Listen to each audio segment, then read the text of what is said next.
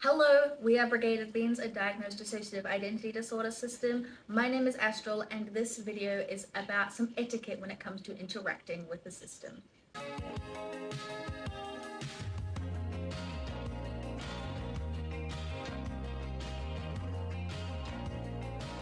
Now, before we get into the actual video, which I promise has better lighting and a better background, and I'm not even filming, there's some quick little admin stuff that I want to let you know of.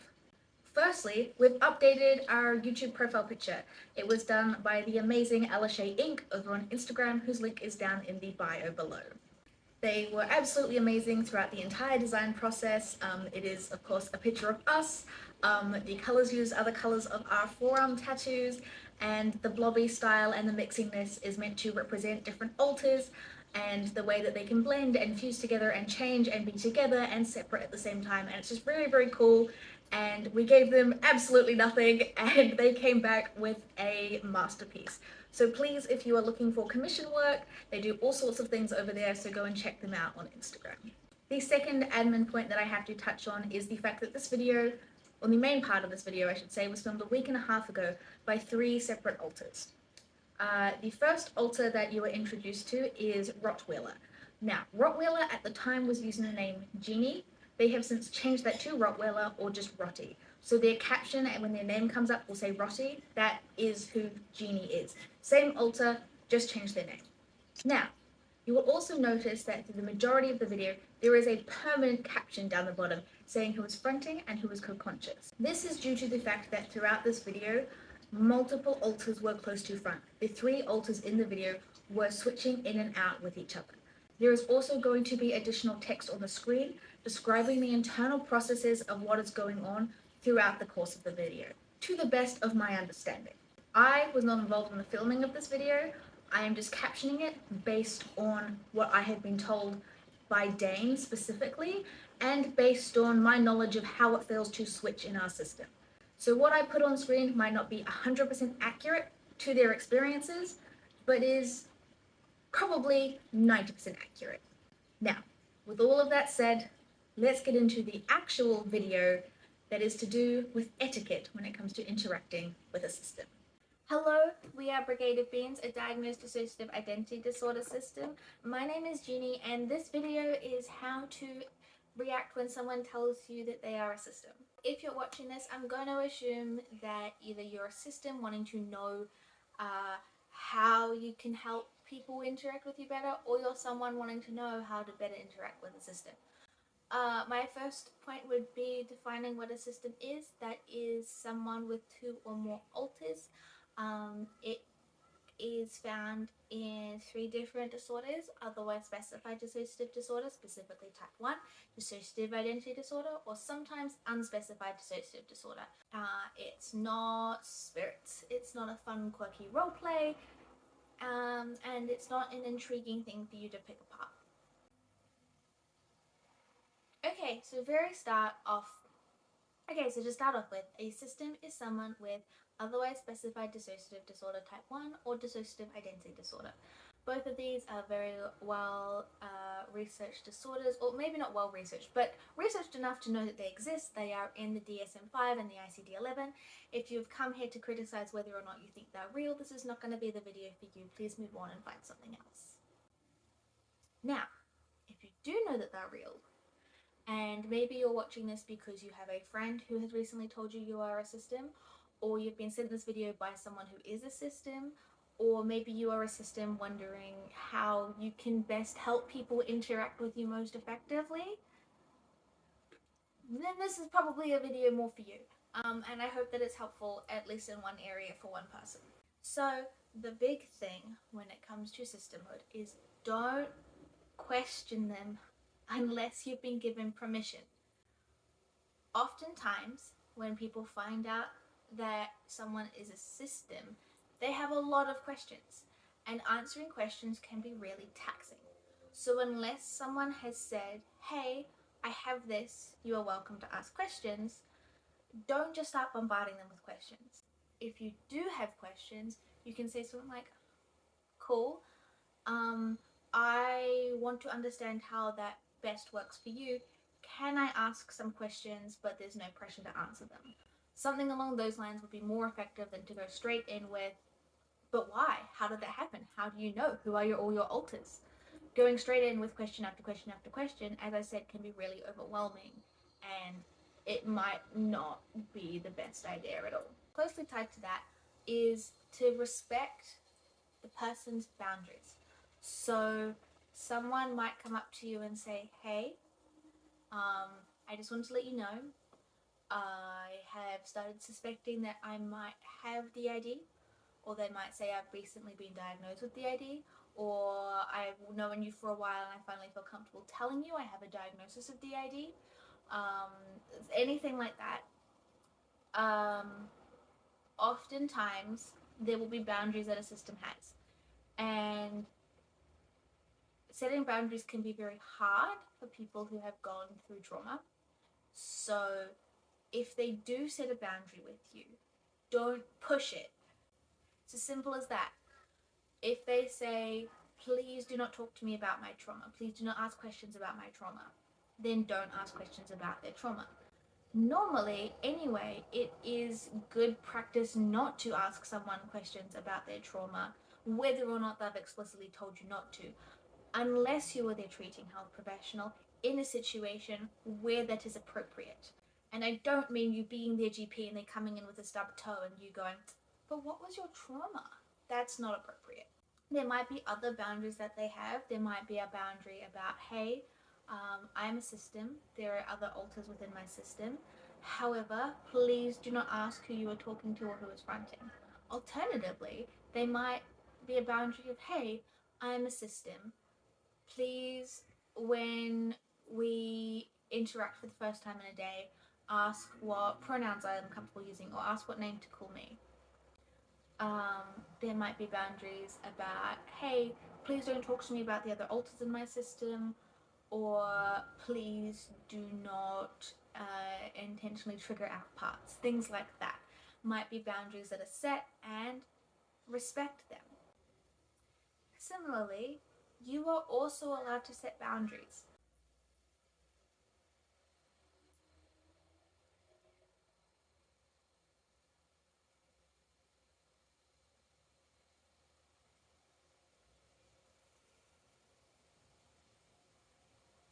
It's Dane.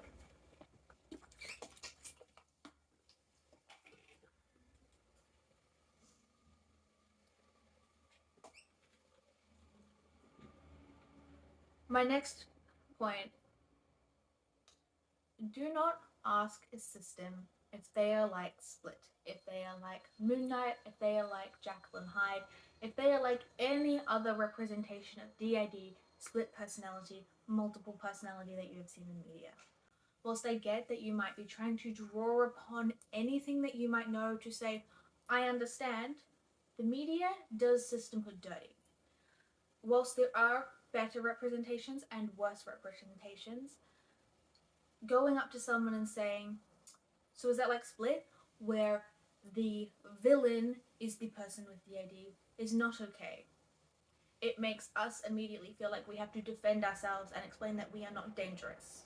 I used this analogy with a friend recently. Asking if DID is like Split is asking if lions are like the Lion King. I mean, technically, yeah, it's the same thing, but it's also a fictional situation with a lot of creative leniency taken in there.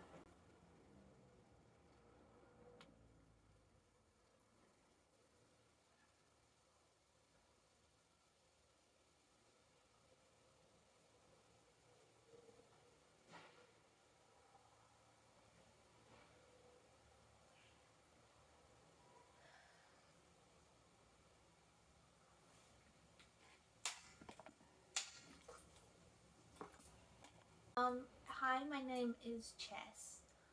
One of the other things that can be really helpful is to ask when would be a good time to sit down with the system and to discuss a code of conduct or etiquette and just have a conversation. Like a lot of disabilities or mental health conditions, there's a lot of difficulties that come with DID, and some people will want help with those difficulties and some people won't. So finding the time for you and the system to sit down where you're both comfortable to talk about these things is really important. And don't push, but also don't be afraid to, again, ask respectful questions and like ask, is it okay if I ask this question, or is it okay if I ask questions? And when it comes to that conversation,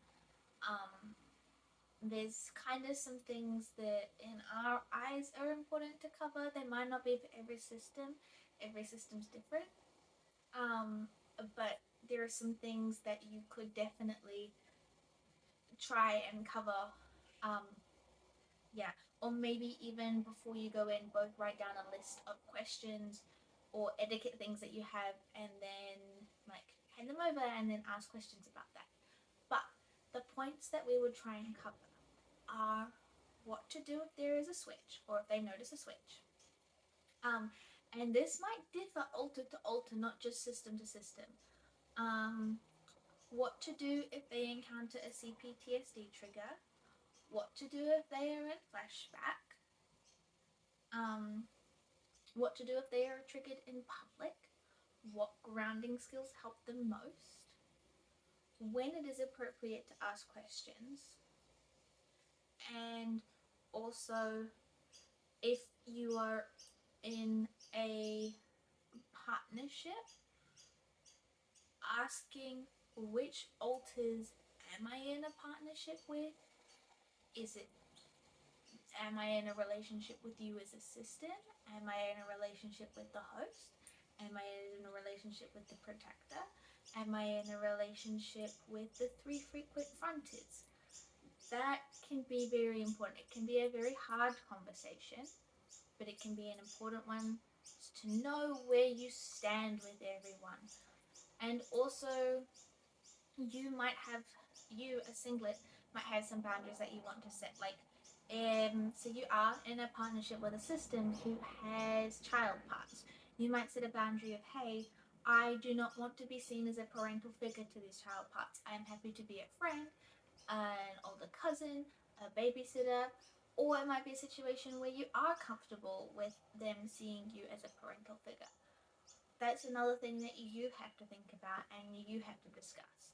And that would be more so in a situationship or a situation where you are really close with that system.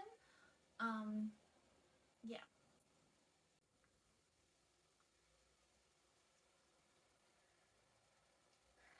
But sitting down, having a conversation, setting the time to have a conversation is really important. But if you are a professional meeting a system briefly, and I doubt there's any of you watching this, but if you are, keep questions relevant to the meaning of the appointment.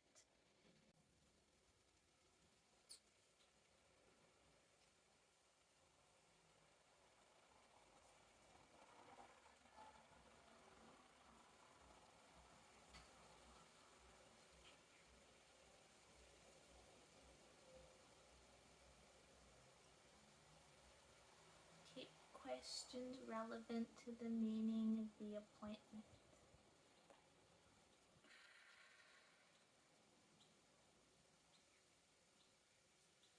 Keep questions relevant to the meaning of the appointment. Yeah, it's Dane again. For example, if someone is coming in to see you for a physical reason, the question that might be relevant is, are you as a system going to be able to effectively care for the healing of, say, this tattoo? That is a question that we personally have been asked. It was a very respectful question, and it was a very good question to ask. Basically making sure that we would be able to remember to do all of the upkeep for the tattoo. That is a relevant and important question. If it is with a doctor and they are coming in for an assessment to do with like autism or ADHD, some questions might be relevant. asking if these behaviors or these traits occur in all alters, if it is a system-wide thing or a semi-system-wide thing.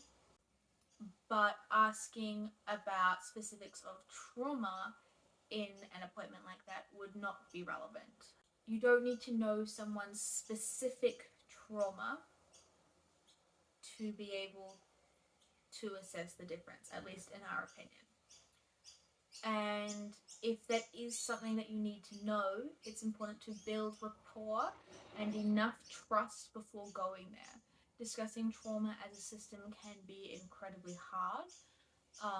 Not everyone in the system might be aware of trauma or be aware of specific traumas and might not even be able to disclose the trauma that the system has gone through.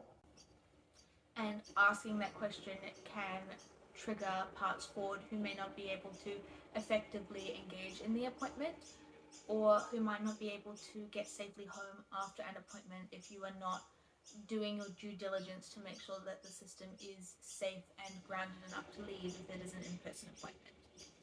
So if discussing trauma is relevant to your assessment of the patient or the client, do not go there until there is enough trust between you and the system to be able to know that it will go okay enough. And if they come in with a broken leg, asking about their trauma is just, it's not appropriate.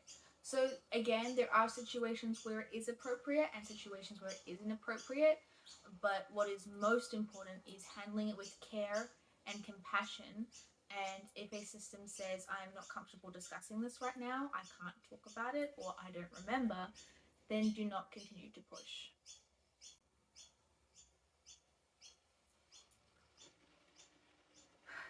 The whole point of this video is just to talk, have open communication. When interacting with the system, have open communication and listen to what they're saying. I hope that this has been helpful. Enjoy your day. Go get some water or food. I don't know what our outro is. I know it has something to do with water and food or something. Take care of yourselves and come back next week for our next video. Bye.